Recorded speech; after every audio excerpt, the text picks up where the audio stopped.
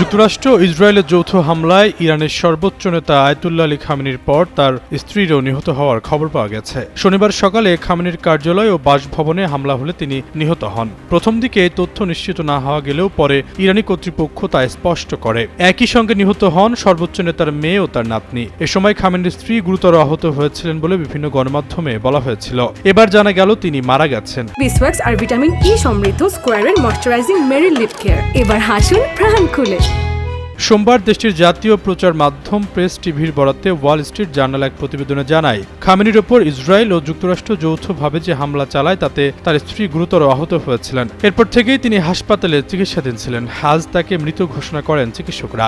যুক্তরাষ্ট্র ও ইসরায়েলের যৌথ হামলায় ইরানের সর্বোচ্চ নেতা আয়াতুল্লাহ আলী খামেনির মৃত্যু দেশটিকে 1979 সালের বিপ্লবের পর সবচেয়ে গুরুত্বপূর্ণ রাজনৈতিক পরিবর্তনের মুখে ঠেলে দিয়েছে। এদিকে অঞ্চল জুড়ে যুদ্ধের উত্তেজনা এবং অন্যদিকে অভ্যন্তরীণ অনিশ্চয়তা, এই দ্বিমুখী সংকটের মধ্যে ইরান তার পরবর্তী নেতা নির্বাচনের সাংবিধানিক প্রক্রিয়া শুরু করেছে।